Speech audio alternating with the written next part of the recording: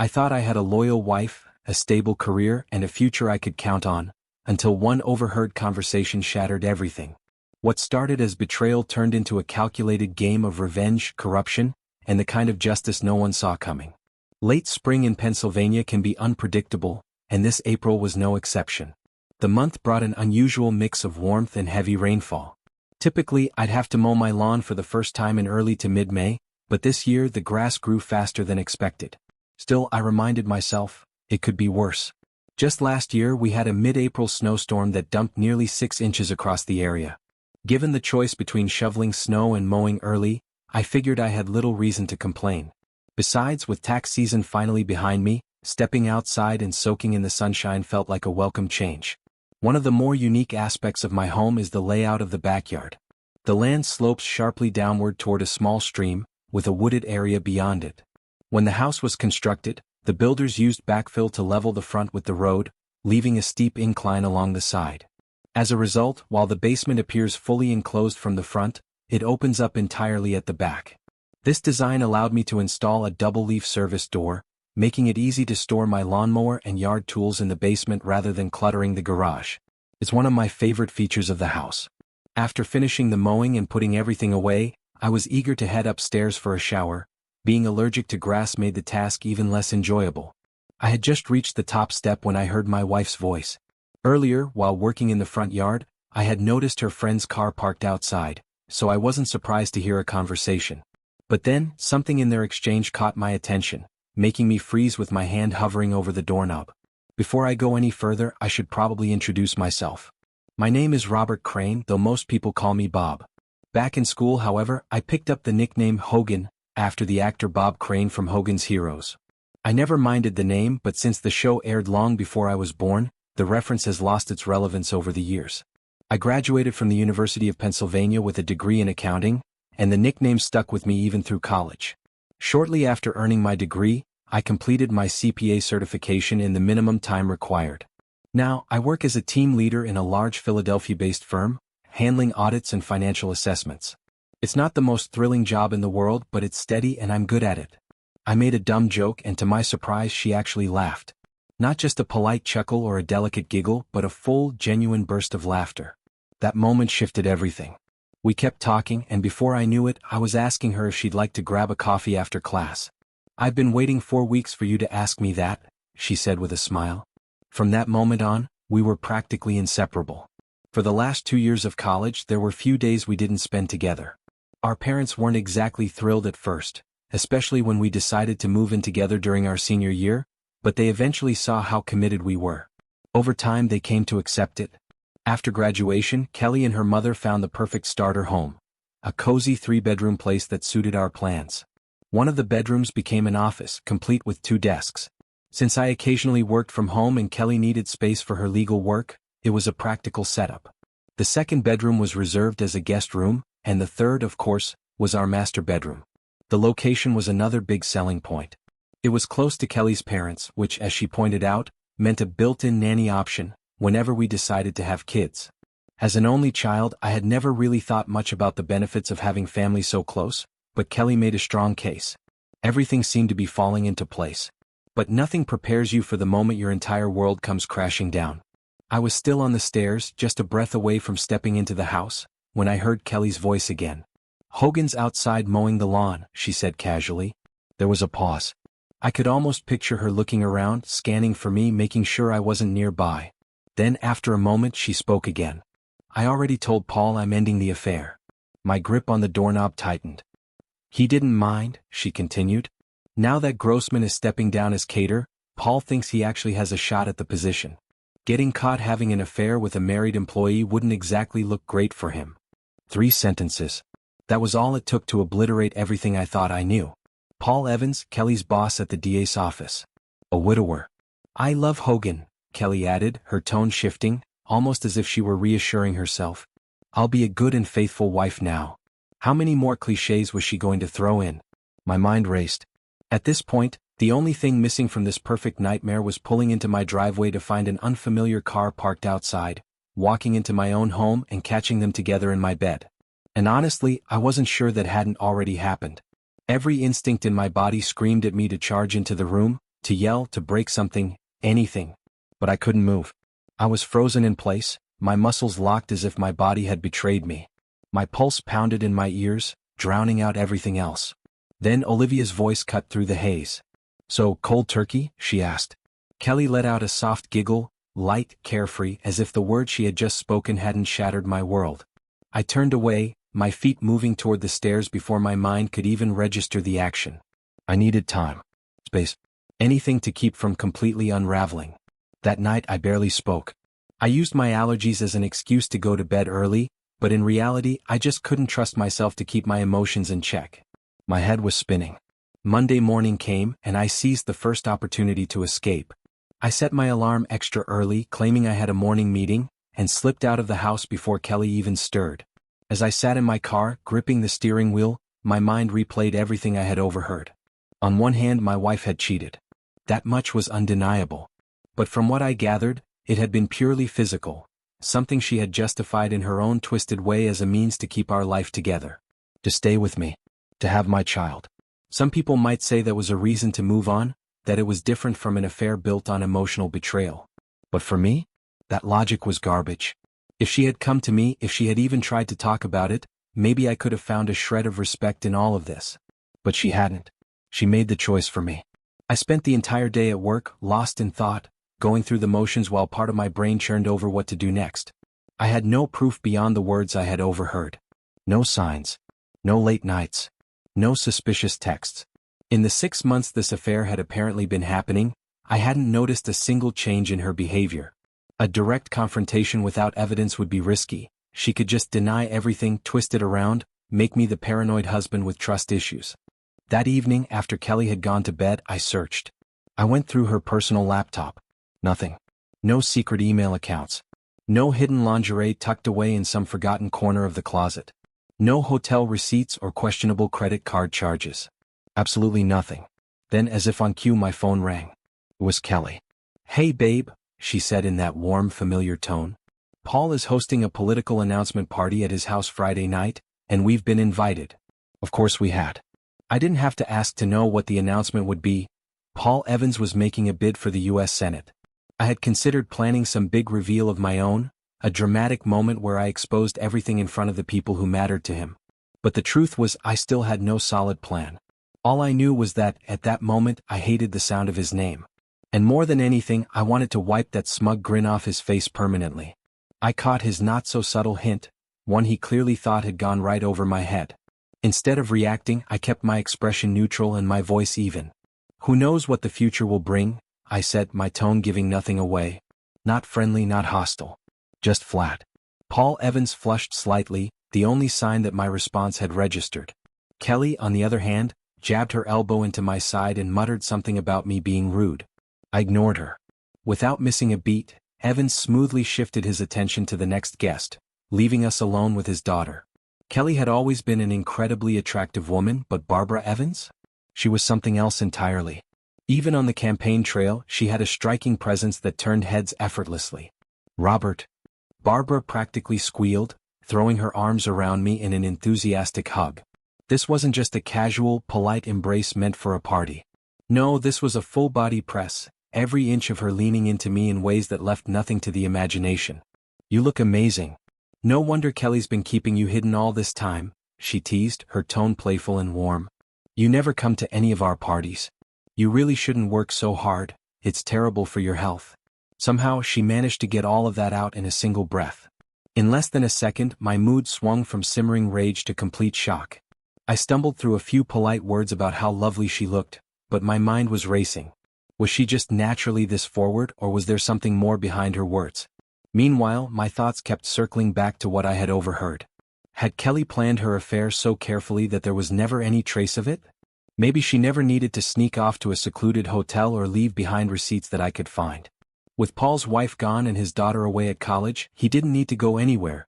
Kelly could have easily stayed behind after events, under the guise of helping her boss wrap things up. That way there would be no suspicious absences, no records. Then another detail hit me. "So, Barbara attends your team meetings?" I asked Kelly, trying to sound casual. Kelly barely glanced at me as she brushed off the question. "No, not really," she said. She was just home a few times when her classes got cancelled. I didn't push the topic, but inside my mind was in overdrive, piecing everything together. An hour and a half after Paul's big announcement, Margaret Williamson, the first assistant district attorney, entered the room.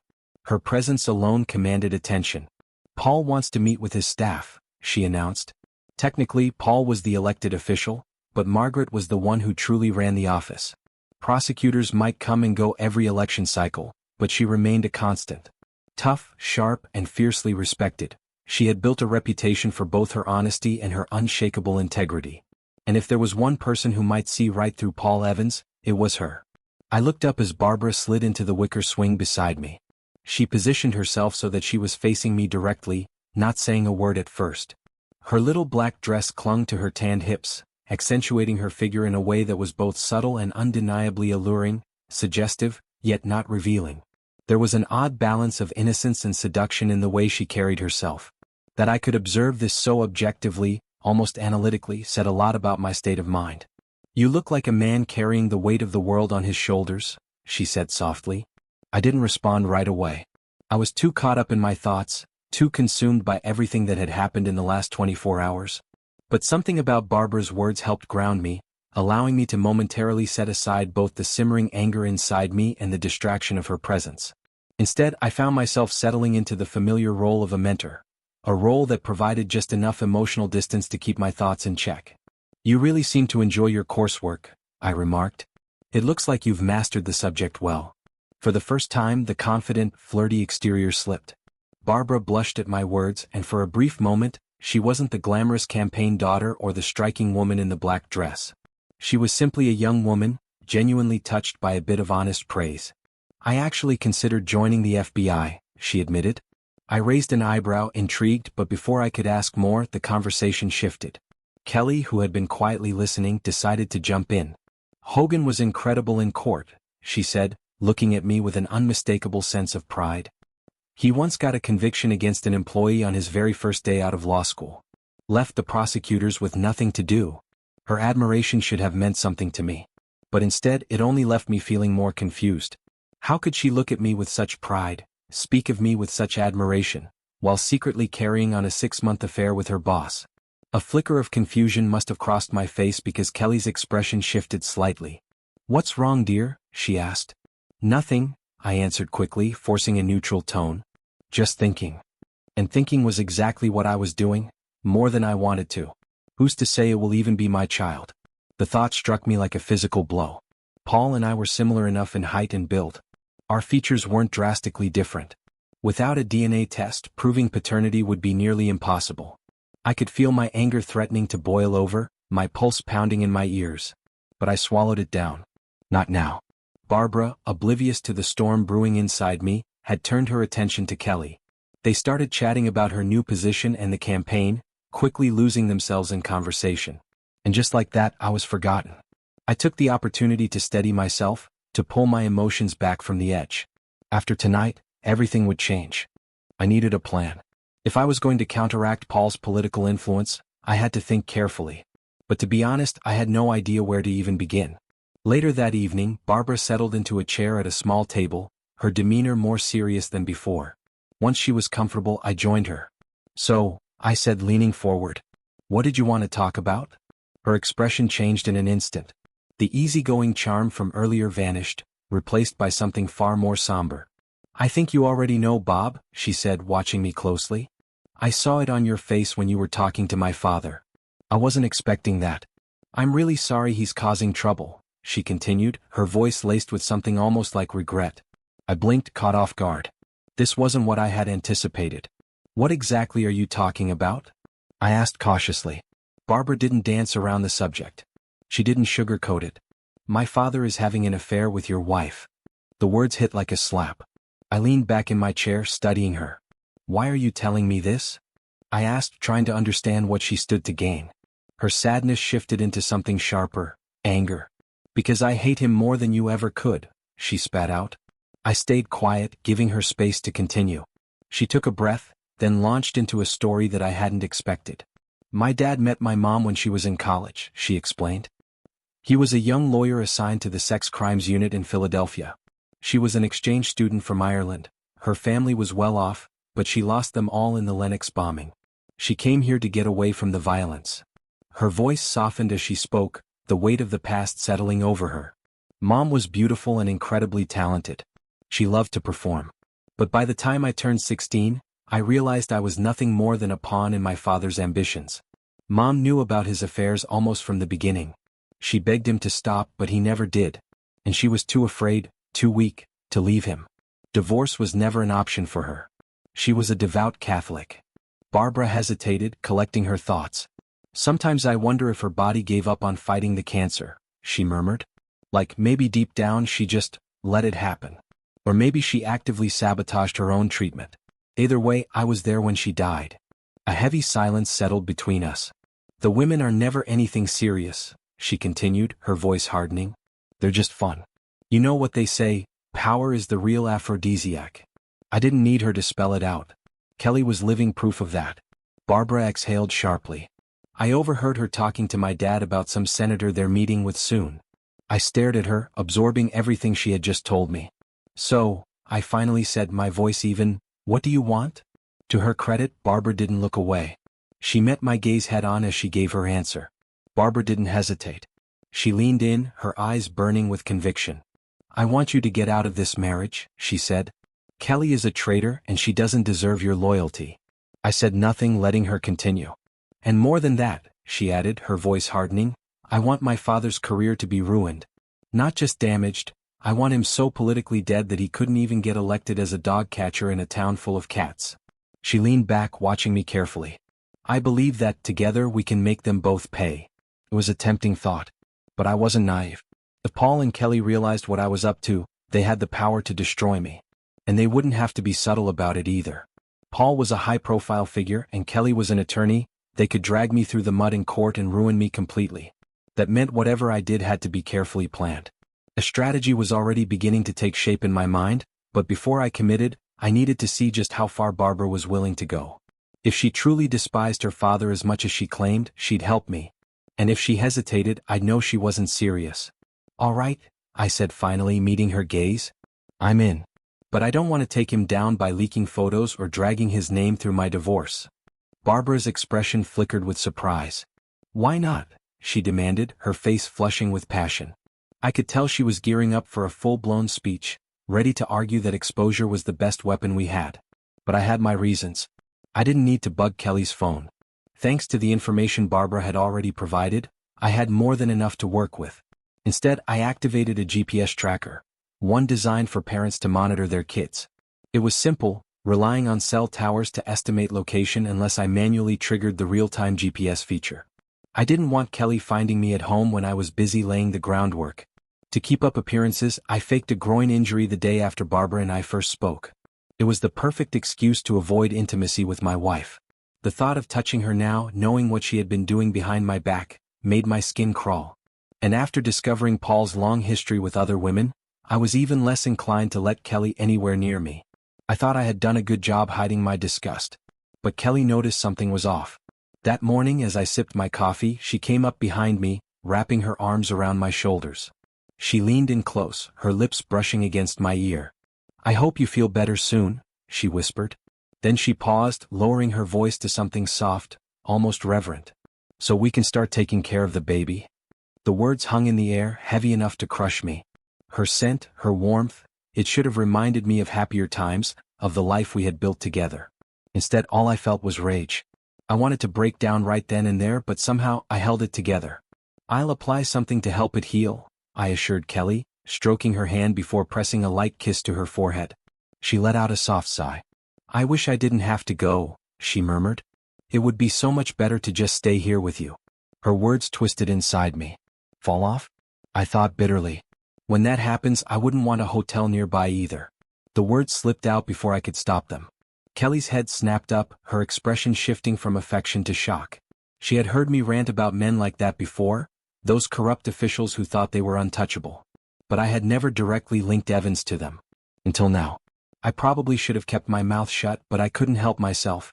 It felt good to say it out loud, even if the marriage was already dead. And despite everything, despite the betrayal, part of me still felt it was only fair to warn her. I still loved Kelly. I just knew I could never trust her again. Hogan, that's a terrible thing to say about Paul, she protested, her voice filled with disapproval.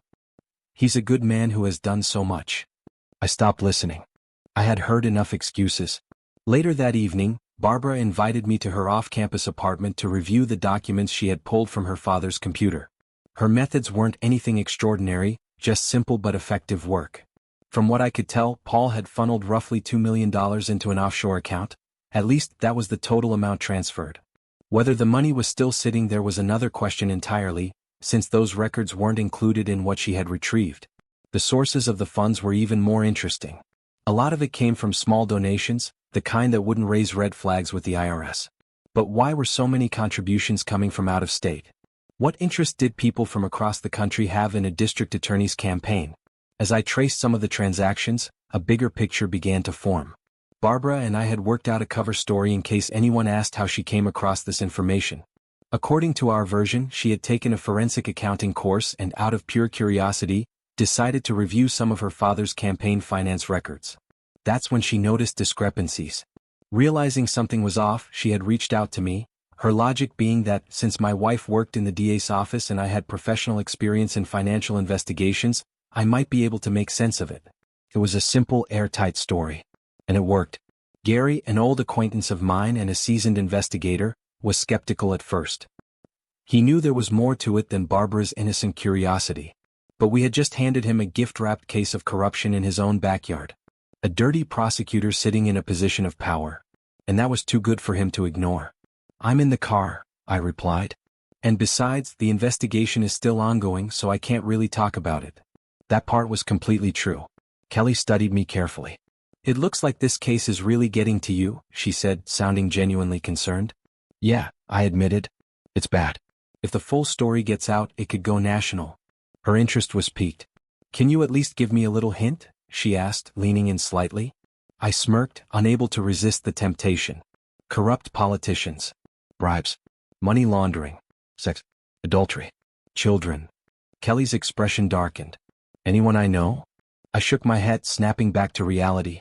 I've already said too much. Later that evening, Barbara arrived, stepping gracefully out of her car.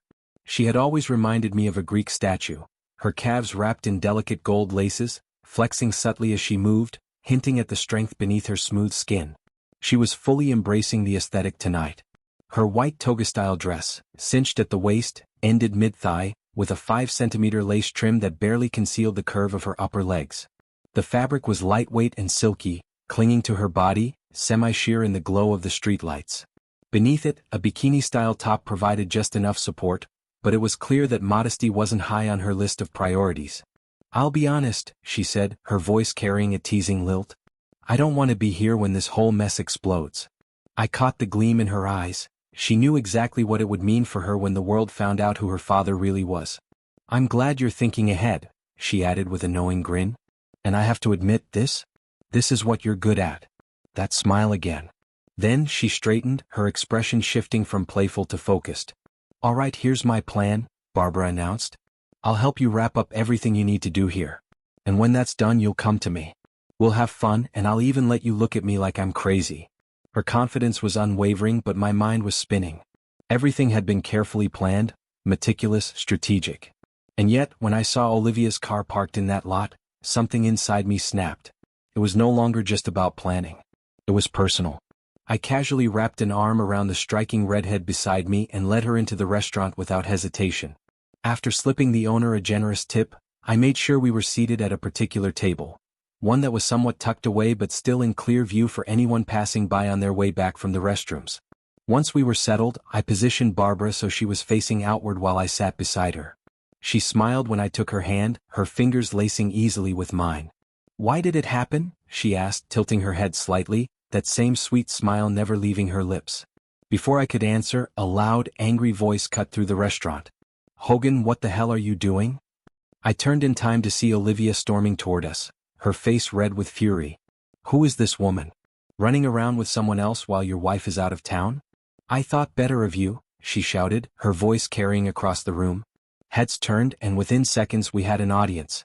I sighed and reluctantly let go of Barbara's hand before facing my ex-girlfriend. What's your problem, Liv? I asked, keeping my tone deliberately casual. It's just a little carefree fun before Kelly and I settle down and have a baby. And could you keep your voice down? People are trying to eat. Olivia stared at me as if I had just grown another head. You can't be serious, she stammered, completely thrown off. Her reaction was all the confirmation I needed. Liv, just go, I said, my voice firm but calm. Her expression shifted, her face draining of color. Without another word, she turned on her heel and bolted from the restaurant. A few moments later, we heard the unmistakable sound of the door slamming behind her. Well, Barbara said with a slight laugh, leaning back in her chair. That was fun while it lasted. I smirked but didn't respond right away. I really wanted her to stick around longer, she added, her smile teasing as she looked at me. Her expression must have made me blush because she chuckled. You do realize she's probably calling your wife right now, right? She pointed out. Probably, I admitted. I give it about 5 minutes before my phone starts ringing. Still, if Kelly was leaving me over this, it was better for it to happen now. After my run-in with Olivia, I left home for what might be the last time. I had booked a hotel near the Philadelphia airport, and most of my belongings were already packed away in storage. I wasn't sure where I'd be settling yet, but I knew I wasn't staying there. Barbara and I talked several times on the phone over the next few hours. She had gone for a walk with a friend, but even from a distance she was still caught in the storm I had created. Her father was now leaving furious messages on her phone. And from the sound of it, the real fallout was only just beginning. I moved my flight to Austin up by a day and left early Monday morning. By then, Kelly had tried calling me multiple times from different numbers. When I finally picked up, her voice was a mess of tears and frantic pleading. Meanwhile, back in Philadelphia, Paul was scrambling. By Monday morning, he was in full damage control mode, doing everything he could to contain the fallout. He denied everything, claiming he had done nothing inappropriate. His official story? This is just my daughter acting out, manipulated by her cheating husband. That was the narrative he was desperately trying to sell. But by Tuesday, Kelly was served with divorce papers, on the grounds of adultery. Inside the envelope, along with the legal documents, were photographs, DVDs, and a personal letter from me. The moment she read it, a blood-curdling scream erupted from her office. It was loud enough to send Margaret and 2 other staff members rushing in to check on her. Later that day, I received an email from Margaret. She didn't try to defend Kelly. Instead, her message was a quiet acknowledgement of what had happened, without ever explicitly saying it. You didn't deserve this. I won't try to justify it. I was sure part of her letter was about damage control, but deep down, I believed Margaret was exactly the moral and professional person I had always thought her to be. Still, my original plan for a quiet, clean divorce had completely fallen apart. And it was all because of my impulsive little stunt with Olivia at the restaurant. Philadelphia's news stations wasted no time picking up the story. Paul Evans, the once powerful district attorney, was arrested and the charges against him made headlines. As I told Kelly once, this story had all the makings of a summer scandal. Power, betrayal, sex, corruption. The media ate it up. For a while, it dominated the local news cycle. But like all scandals, it eventually became just another side story, overshadowed by newer, fresher headlines. The real explosion came when Paul's trial began. He took a plea deal, admitting guilt to several charges, and was sentenced to 20 years in federal prison. The best part? His guilty plea meant that neither Barbara nor I had to testify. And just like that, as quickly as the story had caught fire, it disappeared from the public radar, taking Paul, Kelly, Barbara, and me with it. Oddly enough, after everything, life turned out better than I expected. My firm promoted me, placing me in charge of the white-collar crime division. And in a final twist of irony, some joker on my team started calling us Hogan's Heroes. But the real surprise came when they assigned me a new assistant, a recent college graduate eager to gain experience in forensic accounting. I'd never enjoyed working late so much. And as it turns out, that bikini looked even better on the floor of my hotel room.